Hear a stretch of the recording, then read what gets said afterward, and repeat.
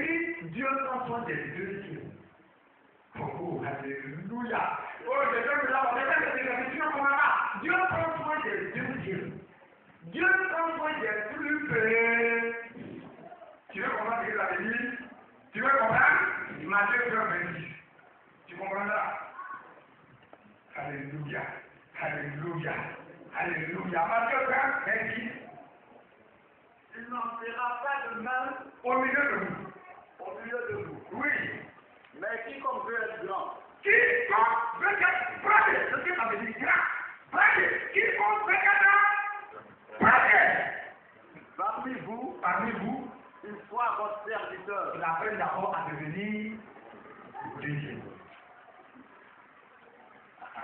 Quand on lit la circonstance, là, c'est qu'on a compris. Celui qui va devenir évangéliste, il n'a qu'à apprendre d'abord à devenir dévoteur. Donc, il faut apprendre, il faut peut-être tomber dans le venir raconter des petits de même aujourd'hui. Celui qui veut être premier, qu'il apprenne d'abord comment on est deuxième. Dieu prend soin des plus petits. Il a dit, si vous êtes comme ses enfants, c'est ainsi que vous allez hériter du royaume. Oh, mon Dieu ne ment pas. Mon Dieu a une qualité. Je vais t'ouvrir les yeux ces genres de choses pour que tu comprennes. Je vais aller vite, car c'est la nourriture d'aujourd'hui. David était petit. De mon poignard, tu me dirais pour moi-même. Dieu a pris soin du plus petit pour terrasser le plus grand. Paul, dans la deuxième lecture, dit, permettez-moi d'être fou. Je suis un homme intelligent et je dis, mais à cause de vous, je vais devenir un homme fou. Celui qui est fou, c'est celui qui défend. Allez, dis comment tu connais Dieu. Allez, dis je suis le meilleur prédicateur. Il est fou. Celui qui parle comme ça est fou. Paul dit, il est fou. Dites-moi, dans ce monde, à qui voulez-vous ressembler? À qui on veut ressembler le plus souvent ici dans le monde? On aime ressembler aux idoles. On aime, vous voyez, c'est ceux qui sont premiers. C'est ceux qui sont. C'est ceux qui sont là, ils disent qu'ils ont envie de trouver, ils ont parlé d'envie de devenir trouver. Il y a d'autres qui ont envie de devenir riches comme vous au Paris. C'est normal. Mais ça, c'est le fonctionnement du monde. Dieu dit, si tu veux devenir grand, commence à prendre soin des plus petits. Là, ça veut dire que tu connais la valeur de la vie. Tu connais la valeur de la vie. Dieu prend soin des plus petits. Et moi, je dis, permettez-moi d'être fou. Et les gars dans Dieu sont-ils heureux? Moi aussi. Tout ce que tu veux dire, tu dois évangéliser. Moi aussi. Tu connais la parole? Toi, moi, Dieu plus. Voilà, ça c'est un homme qui travaille, c'est-à-dire quelqu'un qui délire. Maintenant, je suis en train de délirer. Parce que non, tu ne dis pas comme ça. Et non, tu ne dis pas toujours. Quel que soit ce qu'il connaît, il dit toujours, tu ne suis pas encore arrivé. Je ne connais encore rien. Je suis encore petit. Il est toujours un. C'est pourquoi, parce que Dieu prend soin des plus petits. Quand tu te fais grand, Dieu va faire quoi?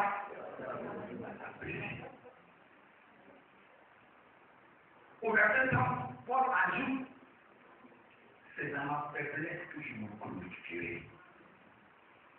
Appelez à vous glorifier dans votre faiblesse. Et il va démontrer ce qu'il appelle sa faiblesse. Il dit, je fais des miracles, je prêche. Tous les prêtres m'adulent le matin, on me vit de partout. Mais celui qui se porte de ces choses, il est fou. Je vais vous démontrer ça avec Jésus-Christ tout à l'heure. Mais si tu veux que Dieu continue de s'occuper de toi, reste toujours. Réveille le vrai qui dort. Pourquoi tu manques la parole? Vous bien dire, je suis content que vous ayez écouté, je ne sais pas. Alléluia!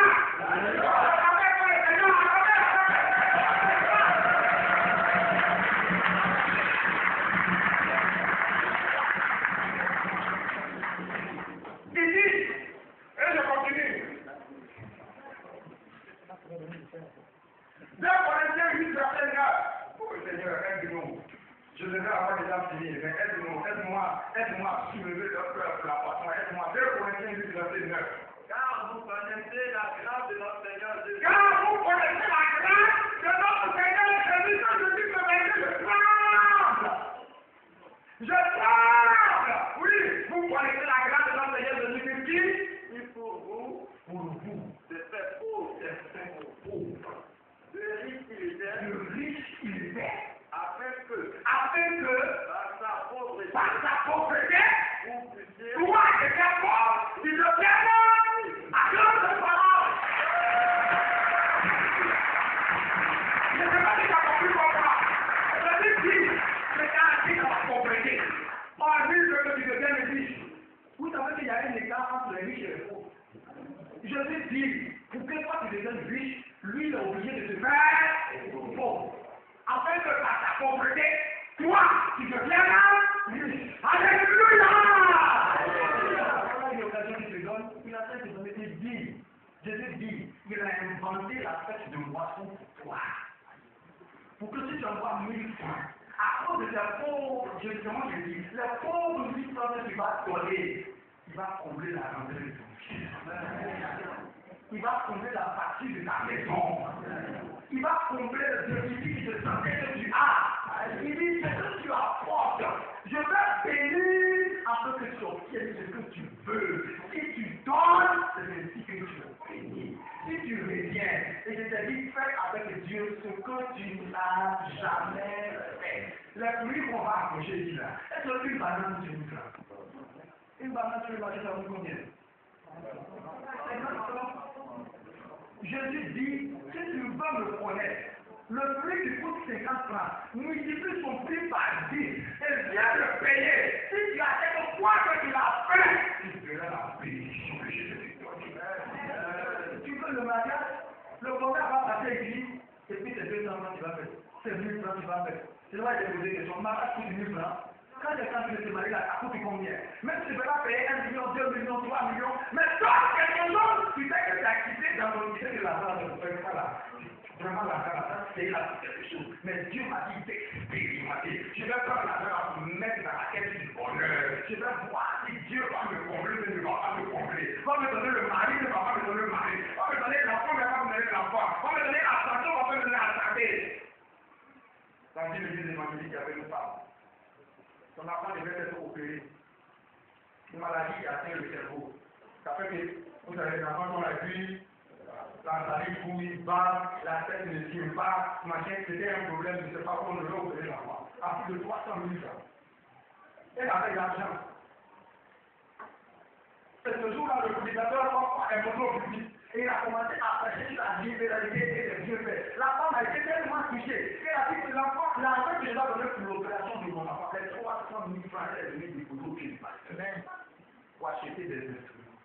Le pasteur dit qu'il manque des instruments. Envoyer l'argent pour payer des instruments. La femme a donné les 300 000 qu'on a acheté, comme l'autre balérie, mais c'est pas un emprunt, quelque chose comme ça. L'opération est programmée dans 2 semaines. Le dimanche suivant, quand on a acheté des instruments et qu'on envoie à l'église, quand on a commencé la louange et l'adoration, son enfant qui était à côté d'elle est venu lui dire, maman, je veux manger, je suis dur. Non, l'enfant ne pouvait pas